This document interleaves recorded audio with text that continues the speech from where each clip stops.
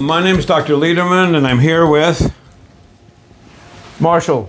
Marshall. So how do we know each other?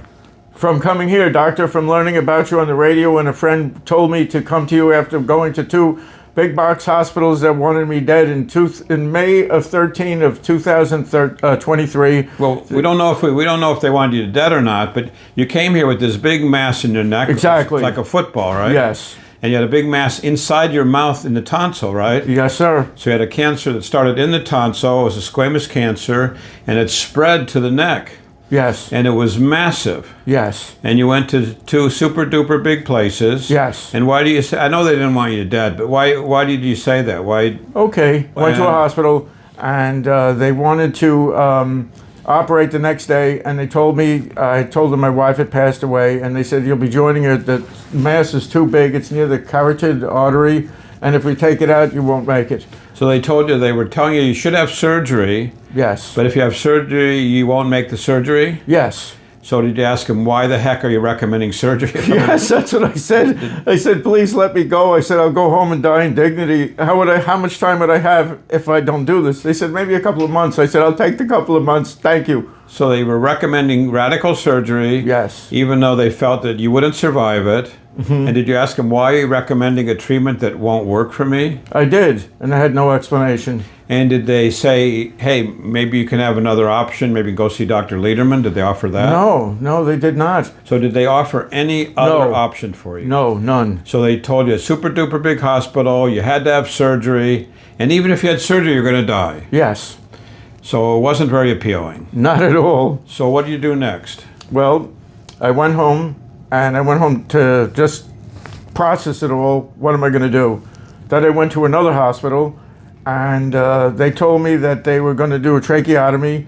They were going to radiate me for a month, and I was not going to make it. They were going to keep me there for a month, and I was probably going to die. It was fatal, they said, my condition. So they said you had a fatal cancer. They were going to do a tracheotomy. You know what a tracheotomy is? Yes, yes. So it's a hole through your voice box area. Yes. So you can breathe, right? Yes. And they told you if you don't have that, you won't breathe and you'll die. Is that what you were told? And yes, and they were going to put me on a feeding tube, and they said my condition was hopeless. So they told you need a feeding tube and a trach, and even if you had that, a arrivederci baby. Exactly. Is that fair to say? It's God's honest truth. So now you have two big hospitals. They both told you you have a terrible prognosis, mm-hmm. and they were both giving you options, and yes. you didn't choose either option. No, I didn't. So 2 for 2, and you're out of business, right? Exactly. So what is it? You were desperate at that point. I was. So what'd you do? Well, what happened is I'd kind of given up, and I worked at Quick Check, which since went out of business. I worked at night at Quick Check, and I worked in the day as a crossing guard. Well, as a crossing guard, one of my old friends I hadn't seen in many years, this was in June then of 2023, and had a big scarf on my neck. So he said to me, it's 97 degrees outside. Why do you have a scarf on your neck? So I put my hand out to the gentleman and I said, this is the last time you're going to see me. I'm quitting both jobs. Today's my last day. I'm going home to die. So he said to me, no, you need another opinion. I said, where should I go? He said, have you ever heard of Dr. Lederman on the radio? I said, I have. He said, go to him. He said, he will save your life. And he was right, my friend Ronnie. He told me, he said, go see Dr. Lederman. I've heard about him. He's not a magician, but it'll be like that. There'll be no cutting, no bleeding, no hospital stay, and you will get better. Trust me, go and do it.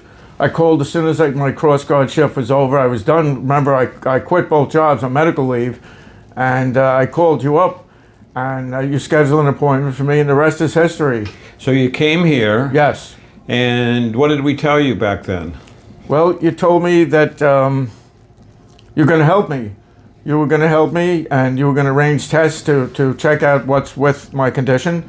And to see if the cancer traveled or not, right? Yes, you did. You did the whole thing. There was the CAT scan, the MRI, and the PET CT scan. And then you had something to work with, how to deal with my condition. And then I also had to go for, which I didn't understand, because what you recommended, because I was so ill, chemo as well. And then you sent me to an infusion center, another doctor to go there, as well as that I would come every day, Monday through Friday in the morning, for the radio surgery, the stereotactic radio surgery. And it would have been 40 times. At one time there was a blackout, so you told me not to come in. So I went for the, it was going to be 25, but then it went up to like 40. But was one day I couldn't, you told me not to come in, there was no power. And after the 39 times, which I was hoping you and Ariel and you, Gil, told me I was better. Did you feel better? Much better. And you had this big mass in the neck, it was like a football, right? Yes, sir. And what happened to that mass? Disappeared. And did you ever have that tracheotomy while you were here? Nothing. No. Did we ever tell you you had to have a tracheotomy? No. No. Did we ever tell you you had to have a feeding tube? Nope. Did you ever have a feeding tube? No, sir. So you had this massive cancer in your throat, a tonsil cancer. It's called a head and neck cancer. Yes. Squamous cell, and it was a huge mass in the neck. Yes, right. Doc. The neck was even bigger, and it was pressing on the vital structures. Yes. And we treated you. Did you have side effects from the treatment? Well, no, in the beginning, just during the treatment, it took me a few months where, because the radiation was in my mouth, I had trouble eating because of the chemo and everything, and my mouth hurt. So I was basically just drinking Ensure drinks and bottled water. Okay, and now it's been years later, right? Yes, Doc. And the cancer's never come back to the best of your knowledge, right? That's correct. And the big mass in the neck?